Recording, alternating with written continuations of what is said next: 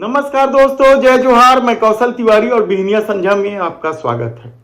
किसानों को लेकर पूरे देश में बवाल मचा हुआ है। एमएसपी में गारंटी को लेकर देश भर के किसान दिल्ली कूच कर रहे हैं, तो उन किसानों के आंदोलन को रोकने के लिए केंद्र की सरकार और भारतीय जनता पार्टी की सरकार क्या कुछ नहीं कर रही है।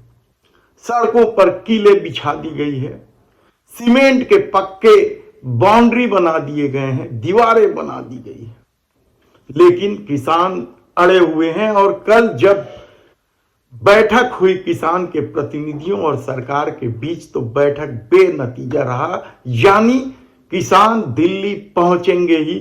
देखना है कि सत्ता की ताकत किस तरीके से उन्हें रोक पाती है, क्योंकि उन्हें रोकने के लिए सरकार सब कुछ कर रही है। इंटरनेट भी बंद किए गए हैं, विभिन्न राज्यों की सीमाएं भी बंद कर दी गई हैं और पुलिस किसानों को गांव-गांव में जाकर धमका रही है, उनके पासपोर्ट तक रद्द कर देने की चेतावनी दे रही है। तो दूसरी तरफ छत्तीसगढ़ विधानसभा में भी किसानों के मुद्दे को लेकर बड़ा बवाल हुआ। छत्तीसगढ़ में एक किसान के आत्महत्या का मामला विधानसभा में उठा, लेकिन लगता है कि सत्ता को इन सब बातों से कोई परवाह नहीं। और शायद यही वजह है कि एक बार फिर कृषि मंत्री रामविचार नेताम और उनका पूरा विभाग, चाहे बीज निगम हो, हार्टिकल्चर हो, यांत्रिकी विभाग हो, सब विवादों में है। और इस विवाद की वजह है उनके करीबी राकेश अग्रवाल की भूमिका। आईएएस बैठे हैं वहां, नरेंद्र दुग्गा, वे भी कुछ नहीं कर पा रहे हैं, या वे भी कृषि मंत्री और राकेश अग्रवाल के साथ गलबैयां कर रहे हैं। लगातार मामला कमीशन खोरी का उठता चला जा रहा है। कभी इंदिरा प्रियदर्शनी बैंक घोटाले में रामविचार नेताम का नाम आया था, तब वे रमन सरकार में सहकारिता मंत्री थे। नाम सिर्फ रामविचार नेताम का नहीं आया था, बल्कि डॉक्टर रमन सिंह, बृजमोहन अग्रवाल का भी नाम आया था। नार्को टेस्ट की सीडी वायरल हुई थी, कथित सीडी।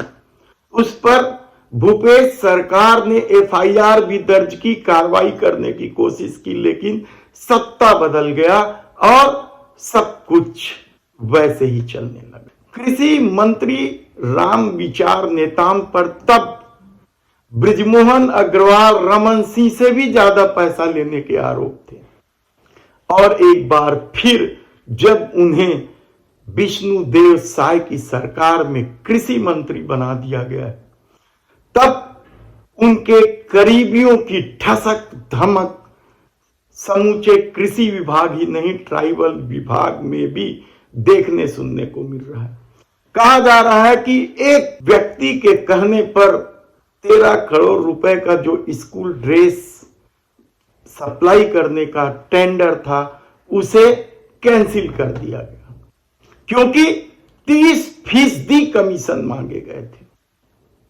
कमाल है कि किस तरीके से विष्णुदेव साय की सरकार चल रही है और भूपेश सरकार के भ्रष्टाचार पर प्रहार करते हुए जिस अमित शाह ने भ्रष्टाचारी अफसरों को उल्टा लटकाकर सीधा कर देने का दावा किया था, उस विष्णुदेव साय की सरकार में एक बार फिर क्या कमीशन खोर सक्रिय हो गए हैं। ऐसे में 2017 में जब डॉक्टर रमन सिंह ने कहा था, वे मुख्यमंत्री थे, उन्होंने कहा था कि यदि 1 साल कमीशन खोरी बंद कर दी जाए तो भारतीय जनता पार्टी को चौथी बार सत्ता में आने से कोई नहीं रोक सकता।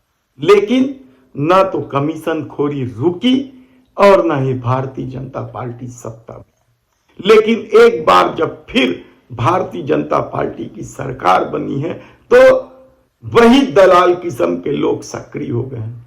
कोई दीपांशु काबरा को अच्छा पोस्टिंग देना चाहते हैं, तो कोई अभिषेक महेश्वरी को।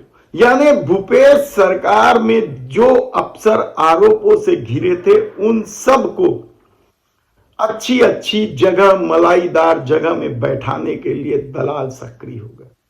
लेकिन कृषि विभाग में राकेश अग्रवाल की भूमिका को लेकर जबरदस्त चर्चा, ऐश्वर्या रेसिडेंस का भी चर्चा है। यह ऐश्वर्या रेसिडेंस पहले भी चर्चा में रहा है। आपको याद होगा डॉक्टर रमन सिंह की सरकार के समय कि किस तरीके से कई अफसरों को वहां चक्कर लगाना पड़ता था। तो क्या इस बार भी चाहे जीके पीडिया हो, भूपेंद्र कुमार पांडे हो या तुलिका प्रजापति हो, सबको चक्कर लगाना पड़ रहा है? यह सवाल महत्वपूर्ण है। और कहा जा रहा है कि किसानों को जो ट्रैक्टर अनुदान दिया जाता है उसके लिए 100 करोड़ रुपए का बजट भी आया था केंद्र सरकार से, और 30% कमीशन मांगने की वजह से ठेकेदार परेशान है या सप्लायर परेशान है। सप्लायरों में हड़कंप मचा हुआ कि आखिर 30% कमीशन देकर कैसे काम किया जा सकता।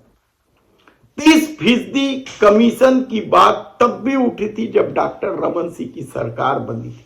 तो क्या अब फिर से वही 30% का झमेला शुरू हो गया है ठेकेदारों के पास, सप्लायरों के पास? ऐसे में काम की गुणवत्ता क्या होगी? कई सारे सवाल हैं और इन सब सवालों को लेकर खुद कृषि विभाग, बीज निगम के अधिकारी अब खुलकर चौक चौराहे पर बोलने लगे हैं, कहा जाए तो गलत नहीं होगा।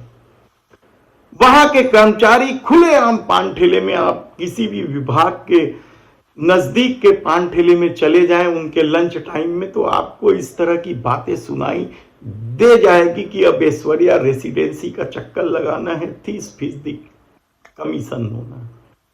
यानी जिस भूपेश सरकार पर भ्रष्टाचार का आरोप लगाया जा रहा था और जिस कमीशन खोरी की वजह से भारतीय जनता पार्टी की सरकार 2018 में चली गई थी, क्या वही स्थिति बन रही है? क्या किसानों की तकलीफ भी नहीं देखा जा रहा है?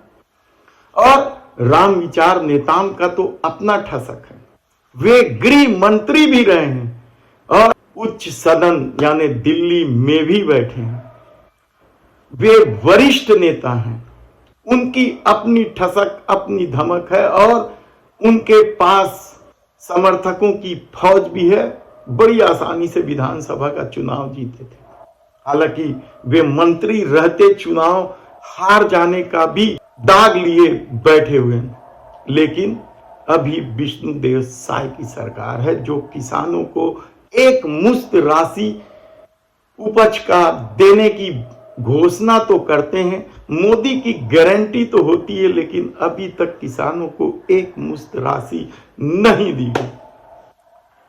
2 साल का बोनस जो बचा हुआ था डॉक्टर रमन सिंह की सरकार के समय, वह भी किस तरीके से दिया गया है, वह भी विवादों में।